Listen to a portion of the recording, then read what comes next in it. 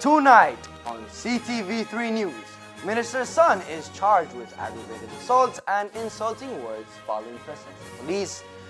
Stoney Ferguson is accused of assaulting a police officer and damaging a police vehicle. Water cutoffs spark public outcry as ministry questions BWS's disconnection practices. One payment, one emergency.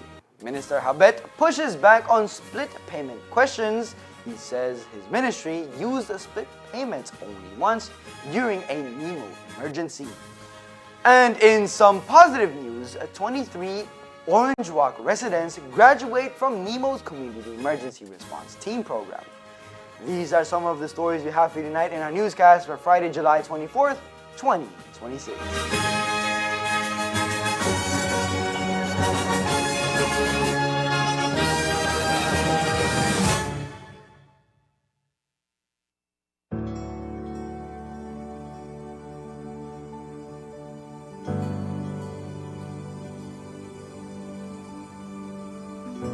There's going to be 5 modules that we will be looking at. The first one would be the duties of traffic wardens, power of arrest, and the legislative amendments as it relates to DUI.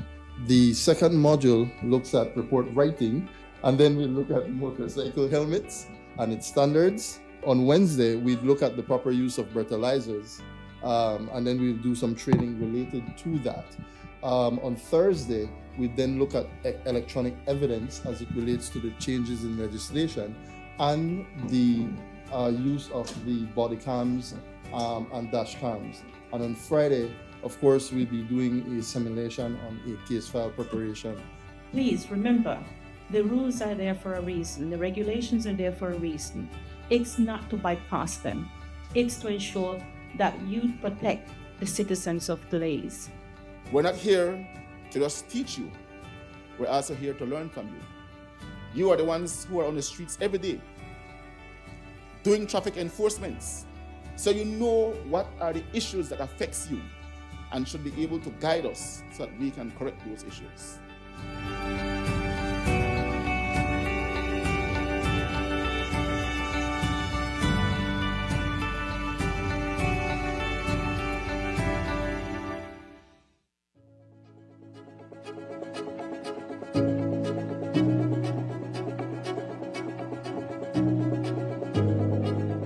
At the beginning, it was a bit challenging because it sounded so good and so promising that I think people were reluctant in embracing the idea.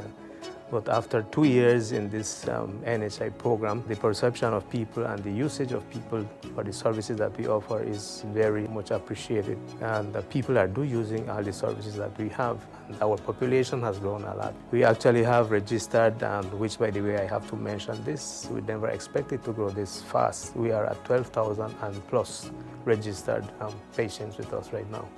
And the numbers are growing on a daily basis, I would say. For the general physicians and the specialists that include the gynecologists, the pediatrician and the internist. And now we have a nutritionist, it's $2, which is very accessible to people. And when it comes to the laboratory or the images, it's just a 10% cost that they pay for the whole service that is offered. If we have a healthy community, then I would say that the whole country itself is going to benefit from it, because a healthy community is going to be successful economically as a whole. That is my vision of the NHI. Its service, its purpose.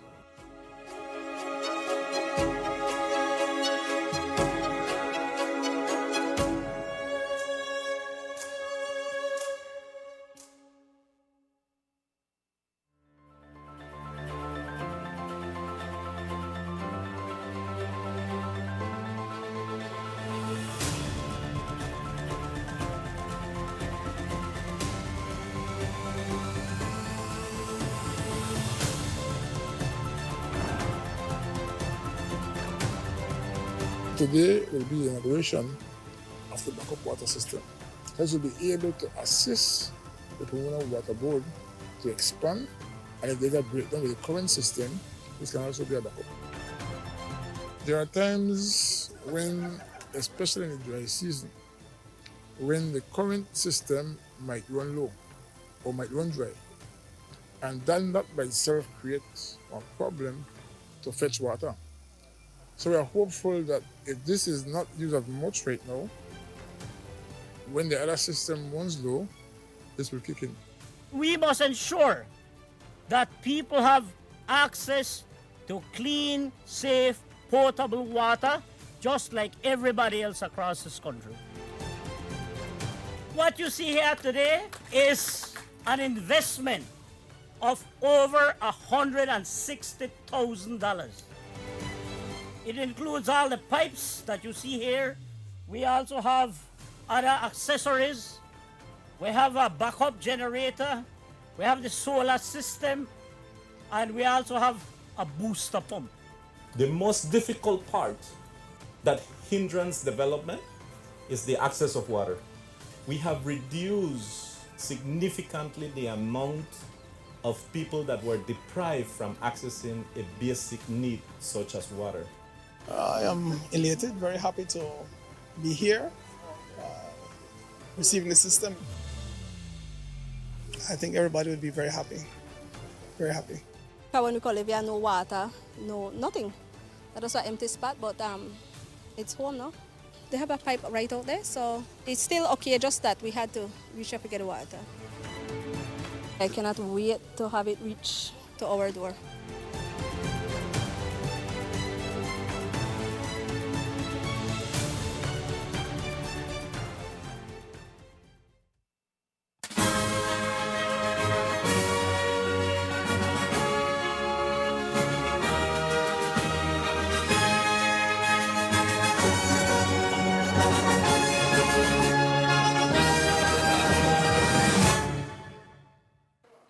Good evening with your newscast, also simulcast on Fiesta FM 106.7. I am Jaden Gomez. Police have formally charged Stoney Anson Ferguson, the son of Minister Rodwell Ferguson, with aggravated assaults and insulting words following an alleged confrontation with law enforcement officers in Placencia. He has since been granted bail. According to investigators, officers were conducting a routine vehicle checkpoint near the Mariposa Resort on July 18th when Ferguson approached driving a white cargo truck. Police allege the vehicle was not displaying license plates and that Mr. Ferguson was not wearing a seatbelt. Authorities claim that when officers attempted to issue a traffic citation, Mr. Ferguson responded with profane language before driving away from the checkpoint. Police say he was later stopped, at which point he allegedly refused to follow officers' instructions, directed insulting remarks at police, and assaulted a police corporal during the encounter. Police further allege that after Mr. Ferguson was taken to the Placencia police station, he picked up a large stone and threw it toward an officer. Although the officer was not hit, investigators say the stone struck a police patrol vehicle, shattering both the front and rear windshields. Officers also allege that Mr. Ferguson attempted to throw a second stone before he was restrained. Following the investigation, Mr. Ferguson was formally charged with aggravated assaults and insulting words. He was later granted bail. Minister of Sustainable Development, Climate Change, and Solid Waste Management, Orlando Habet,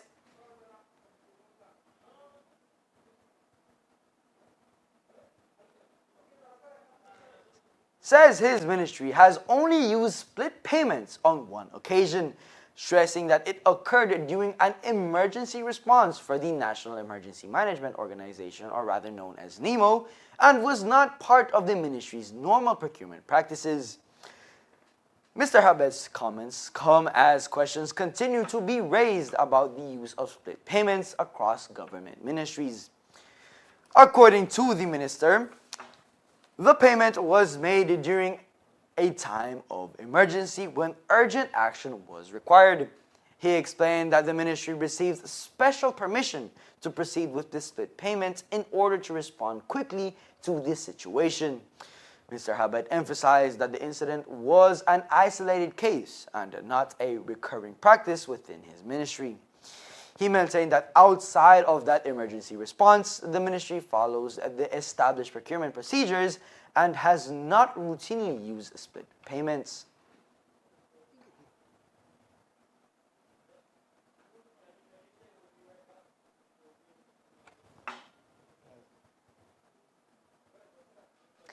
We will be right back with more news.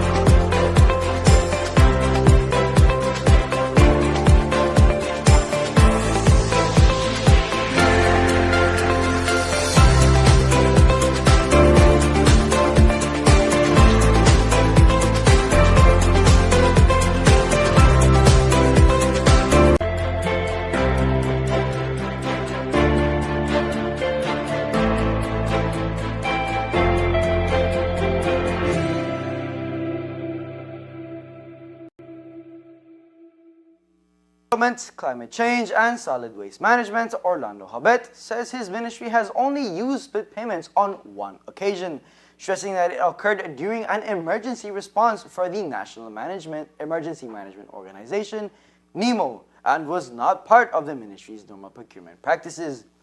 Mr. Habet's comment comes as questions continue to be raised about the use of split payments across government ministries. According to the minister, the payment was made during a time of emergency when urgent action was required. He explained that the ministry received special permission to proceed with the split payment in order to respond quickly to the situation. Mr. Habet emphasized that the incident was an isolated case and not a recurring practice within his ministry. He maintained that outside of that emergency response, the ministry follows the established procurement procedures and has not routinely used split payments. I think it is. We have had close elections. The last two elections were really close. Our candidate, Mr. Aaron Mai, has topped the polls for us. And in the two past elections, he is not only a very personal person that can get and has the character and the attitude when he speaks to people and treats people, but he is very participatory in all areas. He participates in the activities of the council along with the mayor and the other councillors. He participates in our activities. He's always involved. He's a teacher and he has a lot of students who know him. And very importantly, we have been losing the last elections, particularly because we have not gotten the support in Santa Elena. We have won San Ignacio, but we have lost Santa Elena. And one of the things that Santa Elena is asking for is that at one time they were asking for their own municipality, but they would be satisfied if they would get a mayor from Santa Elena. And Aaron Mai is from Santa Elena. And we are confident that he will not only get the PUP votes from Santa Elena, but he will also get some UDP votes from Santa Elena because they will vote for him as a Santa Elena resident. But he's a dynamic young man, and I believe that we have a very good chance of winning the next elections. Concerns over water service disconnections by the Belize Water Services, or much rather known as the BWS, have reached the attention of the Ministry of Public Utilities, Energy and Logistics, following complaints from residents who say their water supply has been cut off over small outstanding balances and without prior notice. In recent weeks, several customers have reported having their service disconnected for relatively minor charges and then being required to pay a $25 reconnection fee to have their water restored. Some residents have also claimed that they were not given any warning before the disconnections took place. Responding to the concerns, the Chief Executive Officer in the Ministry of Public Utilities, Energy and Logistics, Leroy Alamendares, said he hopes the situation is not a reoccurring practice by the utility company and believes the matter should be carefully reviewed. He added that he intends to discuss the issue with the executive chairman of Belize Water Services to better understand the company's disconnection procedures and determine whether any corrective action is needed. I've also heard the complaints. Personally, for me, I don't think anybody should be cut out for $10 or for cents. And I believe that, I don't know if I'd mentioned it to the executive chairman, and so what I can do is to have a discussion with him. Now, sometimes you have these automatic systems that are triggered, right? These automatic systems that are triggered that if your bill exceeds 30 days, for example, because if Digit, for example, when you don't pay, their system is automated. BL, I think, is working more on an automated system as well. But when it comes to water, and potable water, which is really the most important thing that we can think about, that there should be warnings still, and I think that people should be allowed or given an opportunity. But let's be fair. I mean, a person who may owe $10 probably just consumes within what is called a social band. And I think consideration should be given where that is concerned. But to cut out for $10 or for cents, like I said, if it's something that is automatically triggered, then they may want to look at that again. But for my part, what I can do as the CEO of the ministry is to speak with the executive chairman, who really there's a pretty good relationship, and really try to find out what the situation is, because these are things that I believe we want to address. As a matter of fact, the government's policy for digital coverage, for telecommunication services, for electricity, and for water is universal and affordable access. And so therefore, these are considerations. We know that it's already challenging. And so I want to believe, and I hope, that it's not more of a recurring thing, that maybe it happened and those situations got corrected. But like I said, I'm willing to sit and discuss with the executive chairman and to find out what could possibly be put in place to ensure that the warnings are still there and that people are allowed, because the other thing about it is then I have to pay for reconnection, which is more than the $10, which is like $25. And that is not something that you want. You don't need to create any further frustrations. Public concerns continue. Residents will be looking to see whether discussions between the ministry and BWS result in changes to the company's disconnection and customer notification policies. A legal battle over severance benefits is intensifying between Belize Electricity Limited, BEL, and a group of its retired employees, with both sides standing firm on whether former workers are entitled to additional compensation beyond their pension benefits. The dispute stems from a recent ruling by the Caribbean Court of Justice, or the CCJ, in a case involving Belize Telemedia Limited, BTL. Citing that judgment, members of the Belize Energy Workers for Justice, the BEWJ, contended that severance pay and pension benefits are two separate legal entitlements under Belize's Labor Act.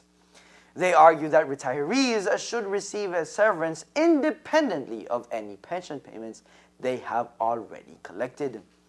BEL, however, rejects that interpretation. Executive Chairman Lin Young has maintained that the company's pension scheme has, since 2007, been structured to incorporate its severance obligations. According to Young, the pension plan was specifically designed to satisfy the company's legal responsibility for severance, leaving no outstanding payments owed to former employees. The utility company also argues that the CCJ's decision in the BTL matter should not be viewed as a blanket precedent for all employers. To resolve the uncertainty, BEL has initiated proceedings in the High Court of Belize, seeking a judicial interpretation on whether the landmark ruling applies to its pension arrangement. While the legal process unfolds, frustration has continued to grow among retired workers. The prolonged delays have also drawn scrutiny from labor officials, including Minister of Labor Karim Musa, who says the process of clarification is taking way too long. Workers waiting. 100% that is wrong, because they had told me in a meeting that it would only take a month, and that was, like you said, about 2 months ago, that they were going to file the papers for a declaration.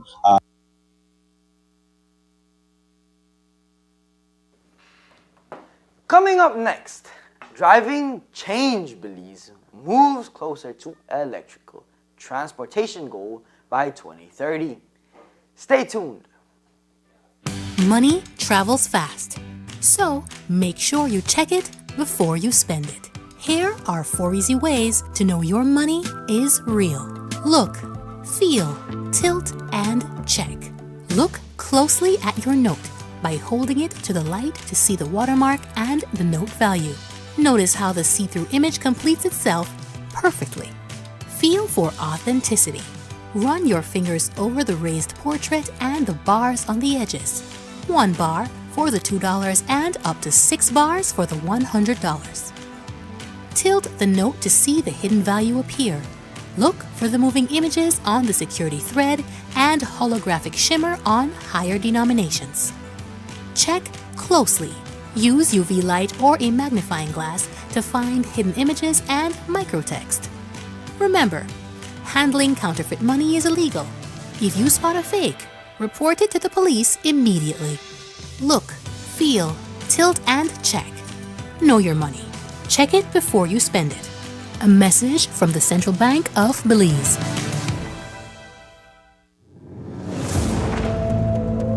It's easy to sit at home and blame the government for crime.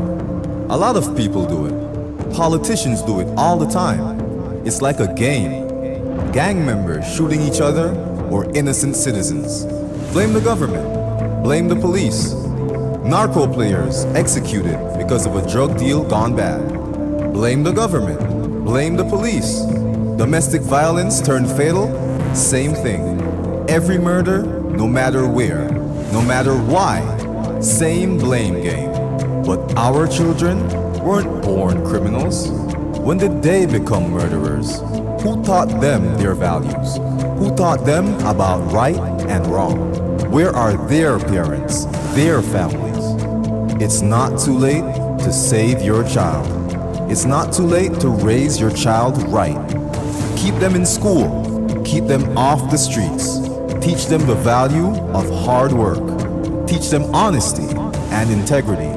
Love them before it's too late. Stop the blame game and let's all be the village that raises our children. A message from the Ministry of Home Affairs and the Violence Prevention and Enforcement Unit.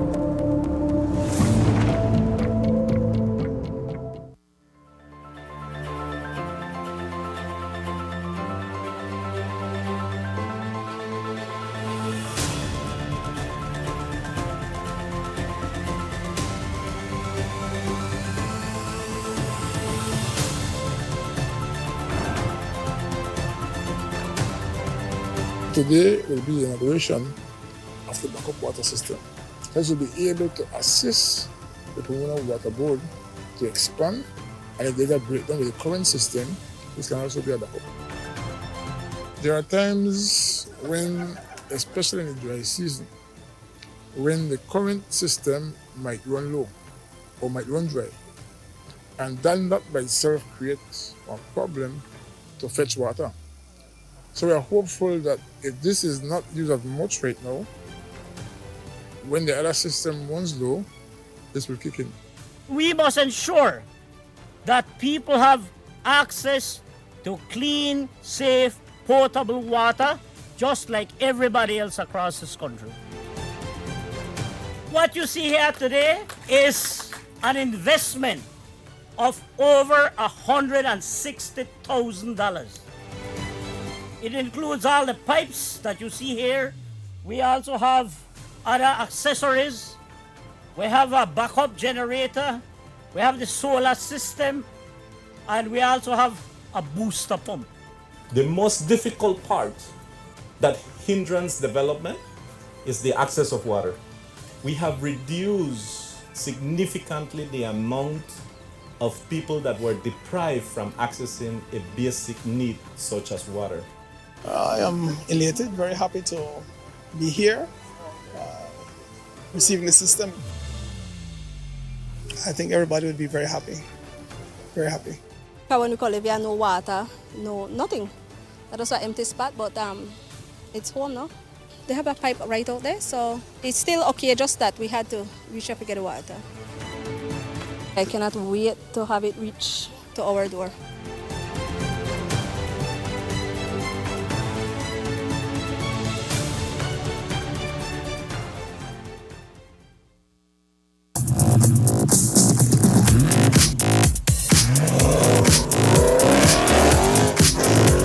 When speed matters, every second counts. Get ahead with ExpressNet. Fast, reliable, ready when you are.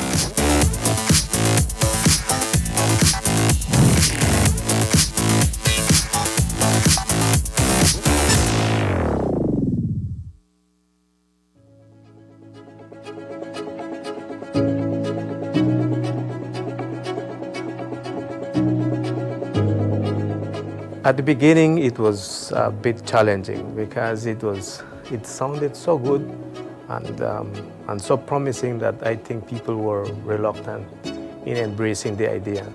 But after 2 years in this NHI program, the perception of people and the usage of people for the services that we offer is very much appreciated. And the people are using all the services that we have. And our population has grown a lot. We actually have registered, which by the way I have to mention this, we never expected to grow this fast. We are at 12,000 and plus registered patients with us right now. And the numbers are growing on a daily basis, I would say. For the general physicians and the specialists that include the gynecologist, the pediatrician and the internist.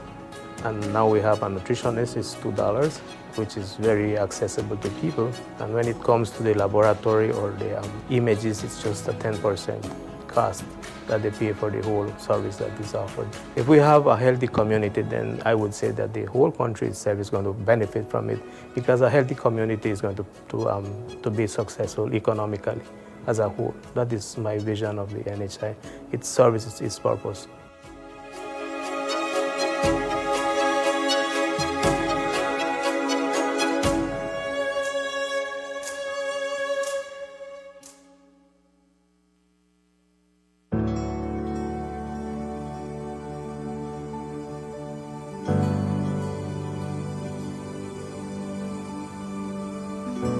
There's going to be 5 modules that we will be looking at. The first one would be the duties of traffic wardens, power of arrest, and the legislative amendments as it relates to DUI.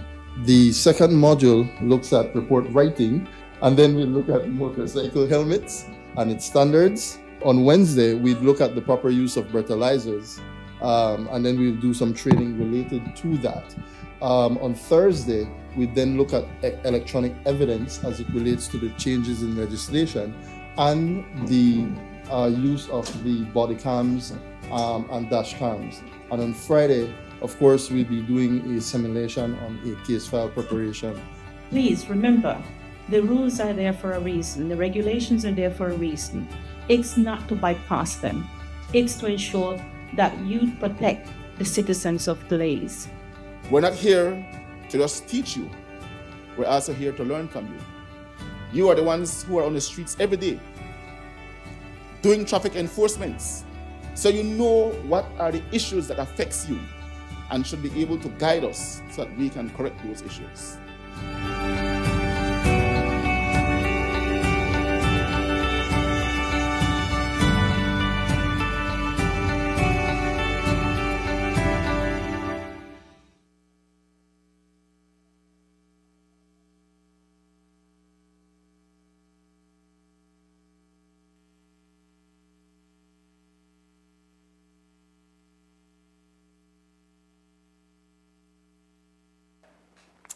An unusual citizenship application has drawn attention to a little-known issue that Belize's immigration department says arises more often than many people realize. The case involves a United States citizen seeking to obtain Belizean citizenship by descent.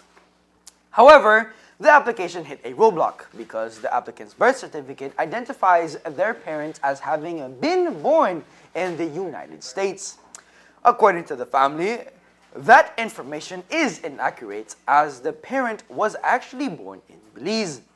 Minister of Immigration Karim Musa said situations like this are not isolated and have surfaced on multiple occasions. He explained that while the discrepancy raises questions about how the incorrect information ended up on official U.S. documents, the Belizean government is not responsible for determining whether any fraud may have occurred abroad. Yeah, so that particular instance is a very delicate one, and it is actually more common than just one case. But what I have been advised, because it involves a birth paper that is in the United States of America that says the parent is born in the US, and that parent actually was born in Belize.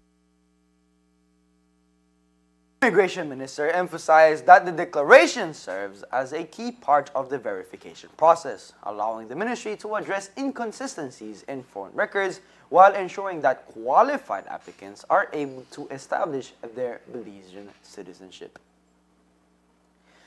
Belize is taking another step toward a cleaner transportation system with the presentation of the electric mobility diagnosis in Belize. Opportunities and challenges. A study aimed at identifying the country's readiness to expand their use of electric vehicles, particularly in public transportation. The assessment was developed under the Promotion of Electric Mobility in CICA Countries project, led by the General Secretariat of the Central American Integration System, CICA, through its Energy Coordination Unit in collaboration with the Central American Commission on Environment and Development, CCAD, and with financial support from the Republic of China, Taiwan. The launch brought together government officials, regional organizations, the private sector, academia, and civil society to discuss the opportunities and challenges of transitioning to electric mobility in Belize. Chief Executive Officer in the Ministry of Public Utilities, Energy and Logistics, Leroy Alamendares, describes the initiative as an important milestone in Belize's transition toward cleaner transportation.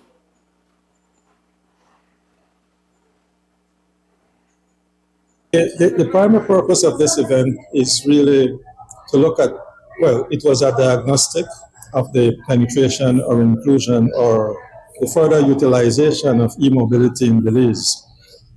In essence, we need to find out what are the challenges, what are the opportunities, and why should we transition to e-mobility. And so data will tell you whether or not you should go, because there is a cost to it. There's a cost to that kind of transition from what you currently utilize, diesel-generated buses or gas buses, to looking at e-mobility. And so, I believe that in terms of the information that we got, it does tell us that yes, it's feasible, it's viable. But the question is, how do you convince not only the current road users, what will be the government's continued policy? Or is there a need to change the policy in terms of introduction of new legislation? There's a national bus company. But then when you look at the fact that so many of the buses that are being utilized or other vehicles are gas buses. And so to make that transition, I'm sure the big question for those users would be, well, how do I make that transition because of the cost?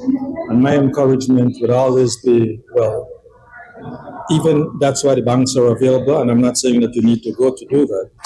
But the initial investment or the initial cost is usually the greatest cost that you need to meet. But over the long run, in terms of the cost of using an e-vehicle as opposed to a gas vehicle, the cost savings will be great, because in terms of e-mobility, in fact, one stat showed you that if you were to go from here to St. Ignace, it might take you $200 to fill a bus. Using an e-vehicle, it costs you about 50% of that or less.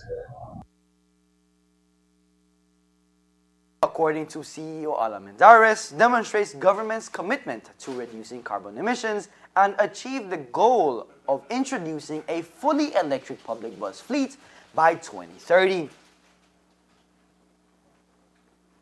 Indeed, when you think about the fact that, well, you see, remember as well, we have also signed on to some of these climate change targets. For example, renewable penetration or use of renewable energy, it should be at 75% by 2030 or 2026. At this current time, we're wavering somewhere between 50-52%, which tells you we still have a 23%, 25% deficit. We are focusing on solar energy, trying to see the possibility of increased hydro and using other clean sources of energy generation.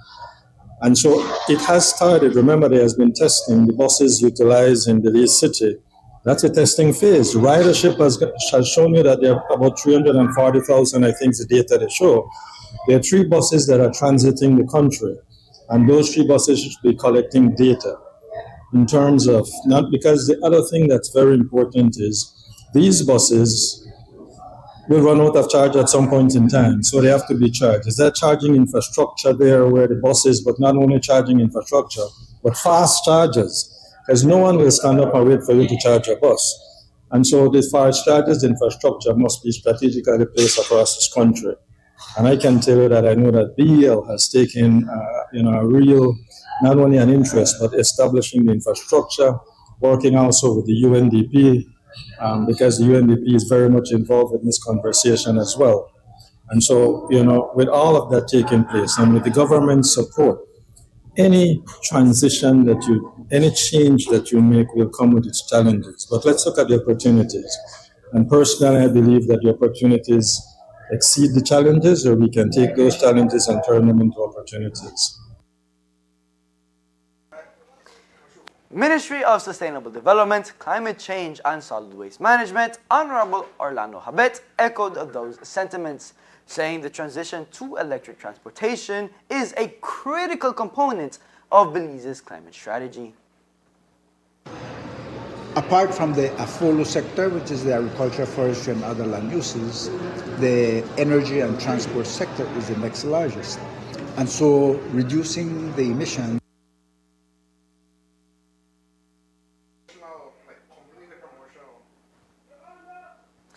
Expanding electric mobility, according to Minister Habet, will also play a key role in helping Belize achieve its long-term climate goals of becoming carbon neutral and eventually becoming carbon negative.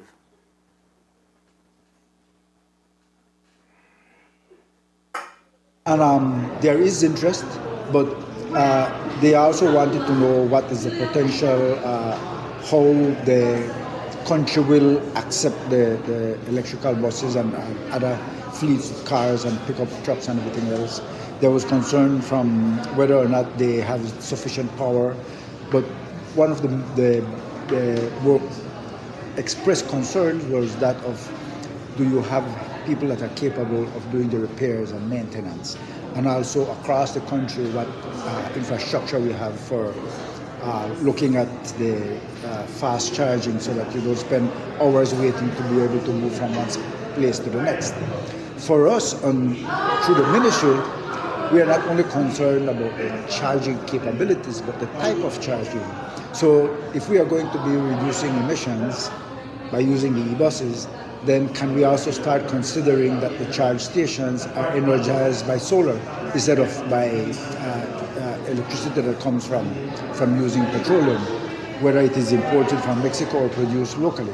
So that area would also make it cleaner yet. So it's e-mobility that is already cheaper, but also that it is being charged by solar produced electricity, which is also a concern. Yes, it is a distance away, but if we start now, then we are also doing our efforts on reducing in the agriculture, forestry, other land use sector, then I believe that also complemented with the efforts for the greening initiative to plant more trees, to capture more carbon, then I will believe that we will be classified as one of the countries in the region, along with Panama, to be carbon neutral.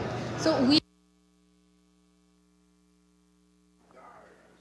Kinda every Saturday too, cause every space on good music that club. Especially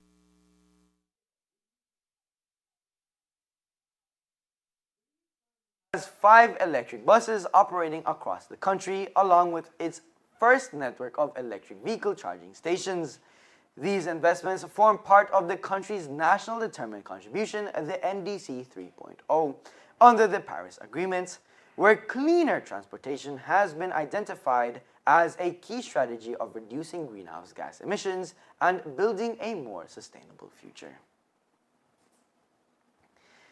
1 month has passed since Julius Espat officially stepped into the role of Minister of Home Affairs, taking on the responsibility of overseeing the country's law enforcement portfolio. Although his professional background is rooted in architecture rather than policing, Espat expressed confidence from the outset that his experience in planning, organization, and management would equip him to handle the demands of the position.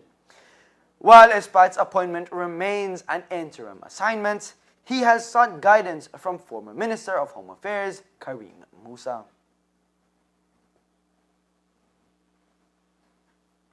I think we're a month and a half or 2 months into that 3-month period.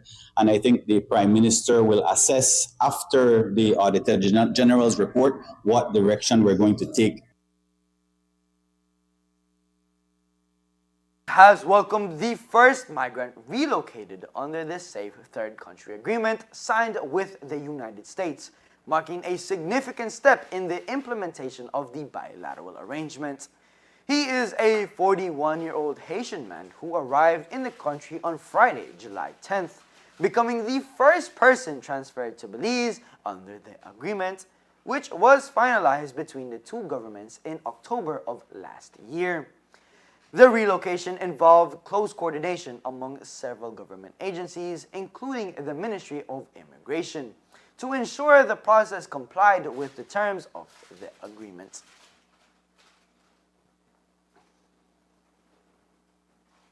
I believe is from Haiti.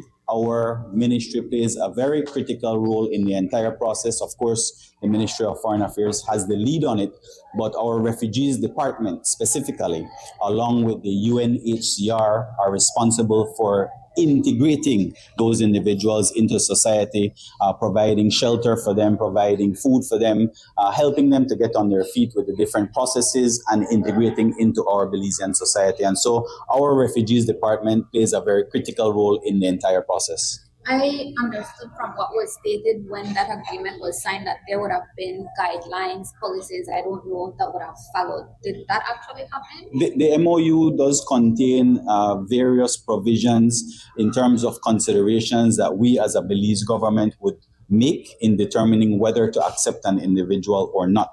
And so we are given 72 hours notice of the individual coming on a flight. And primarily based on national security concerns, we would do a background check on the individual. If something negative comes up, something that we are skeptical about as a country, then we have all right to deny that person entry or leave to land in Belize. So would you say 72 hours is sufficient? I believe so, yes. We checked with the Ministry of Home Affairs and the Special Branch, and they had indicated that their system of checking. Prime Minister John Briceño and United States Deputy Secretary of State Christopher Landau held high-level talks in Washington, D.C. on Thursday, July 23rd, focusing on strengthening the long-standing partnership between Belize and the United States. Now, during the meeting, the two leaders reaffirmed their commitment to expanding cooperation on key issues, including economic growth, regional security, and stability. The discussions reflected the close relationship between both countries and their shared interest in addressing common challenges through continued collaboration. Prime Minister Briceño welcomed the ongoing progress toward the implementation of the Millennium Challenge Corporation, or the MCC, Compact, highlighting its importance in advancing Belize's national development goals. He noted that the initiative has the potential to deliver significant benefits in education and energy security. The discussion also covered joint efforts to combat transnational organized crime and narco-trafficking, as well as coordinated regional strategies to address irregular migration. Both sides explored opportunities to strengthen trade and commercial ties, with the aim of encouraging investments and promoting economic prosperity. Prime Minister Briceño expressed his gratitude for the enduring friendship between Belize and the United States, reaffirming Belize's commitment to working closely with the U.S. government to tackle shared priorities and foster sustainable growth and development for both nations. There is more news after the break. Stay tuned.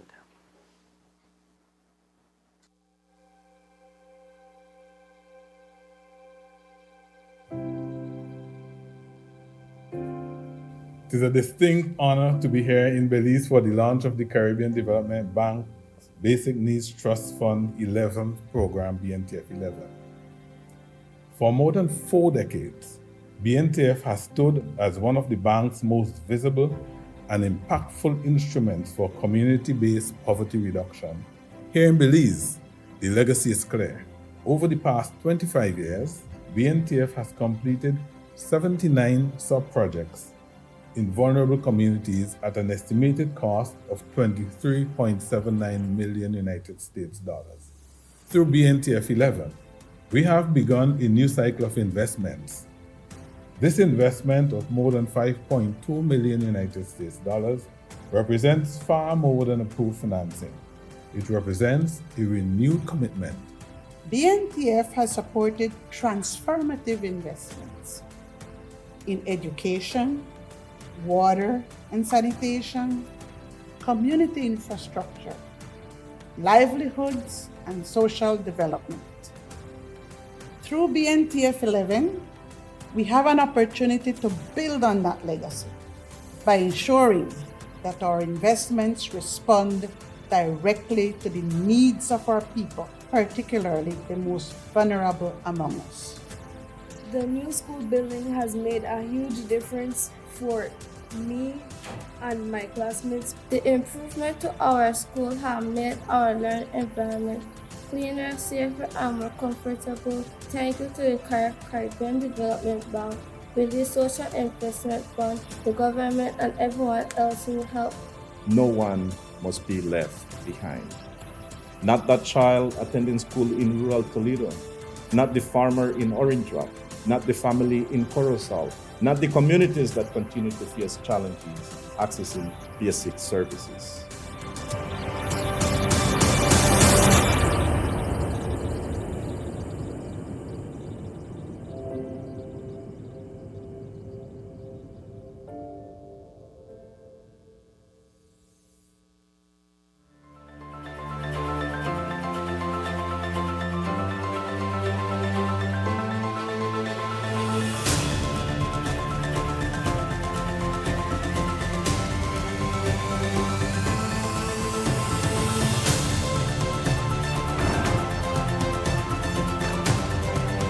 Today will be the inauguration of the backup water system. This will be able to assist the Pomona Water Board to expand, and if there's a breakdown with the current system, this can also be a backup. There are times when, especially in the dry season, when the current system might run low or might run dry, and that by itself creates a problem to fetch water. So we are hopeful that if this is not used as much right now, when the other system runs low, this will kick in. We must ensure that people have access to clean, safe, potable water, just like everybody else across this country. What you see here today is an investment of over $160,000. It includes all the pipes that you see here. We also have other accessories. We have a backup generator. We have the solar system. And we also have a booster pump. The most difficult part that hinders development is the access of water. We have reduced significantly the amount of people that were deprived from accessing a basic need such as water. I am elated, very happy to be here, receiving the system. I think everybody would be very happy, very happy. When we call it, we have no water, no nothing. That was an empty spot, but it's home now. They have a pipe right out there, so it's still okay, just that we had to reach up to get the water. I cannot wait to have it reach to our door.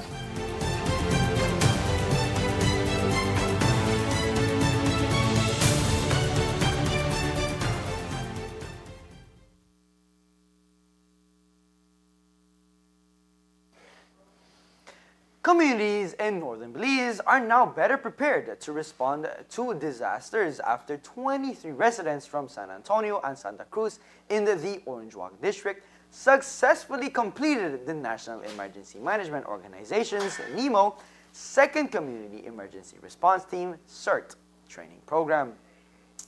The new graduates were recognized during a ceremony held Thursday evening in Santa Cruz Village, celebrating the completion of Belize's second CERT cohort. The group included 10 participants from San Antonio Village and 13 from Santa Cruz, all of whom underwent extensive training to become volunteer emergency responders capable of assisting their communities before professional emergency personnel arrive. During the program, participants gained hands-on experience in essential disaster response skills, including emergency preparedness, basic first aid, fire suspension, light search and rescue emergency communications, damage assessment, and coordinated community response efforts. The training equips volunteers with the knowledge and confidence to assist family members, neighbors, and first responders during emergencies, strengthening the overall resilience of their communities. Through this training, you have gained practical skills in disaster preparedness, first aid and CPR, fire safety, search and rescue, shelter management, and community risk assessment. Now, I don't want any of you to think that you all are trained heroes now, right? We don't need anybody running into a burning. To support their new roles, each graduate received a personal emergency response kit containing essential supplies. In addition, the village councils of San Antonio and Santa Cruz were presented with emergency response equipment to enhance their ability to organize and coordinate disaster response activities within their respective communities. The CERT initiative is led by NEMO with technical assistance from the Caribbean Disaster Emergency Management Agency, CDEMA, through the Building of Resilience and CARIFORUM States of Disaster Risk and Climate Change Impacts, BRICS program. The project is financed by the European Union under the 11th European Development Funds and reflects a collaborative effort to improve disaster preparedness and strengthen resilience across the Caribbean region. Belize has strengthened its engagement with regional and international partners as it works toward a more resilient, competitive, and sustainable industrial future. Following its participation in the United Nations Industrial Development Organization UNIDO Regional Conference for Latin America and the Caribbean, held in Montevideo, Uruguay from July 15th to the 16th of 2026. The conference served as a platform for countries to exchange knowledge, strengthen cooperation, and advance strategies for sustainable development industrial throughout the region.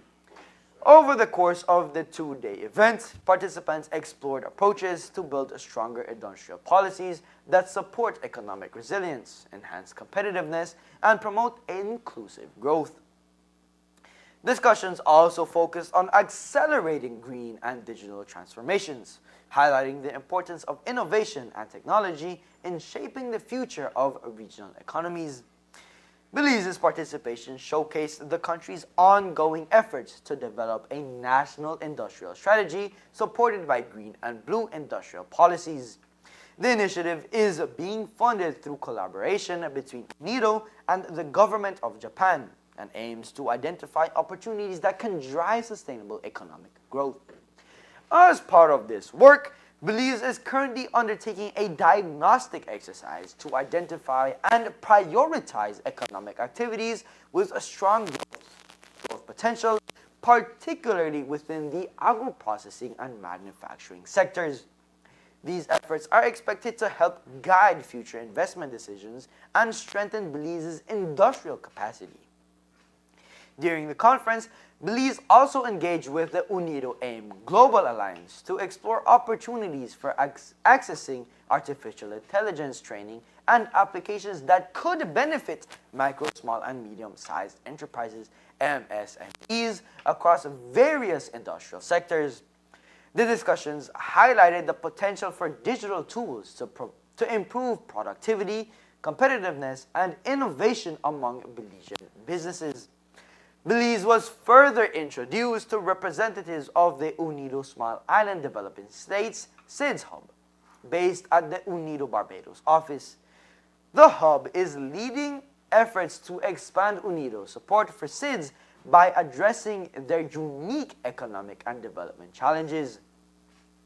Belize has been invited to continue discussions with the SIDS Hub to identify opportunities for technical assistance in economic diversification, investment promotion, and the advancement of a blue economy, digital, and green solutions.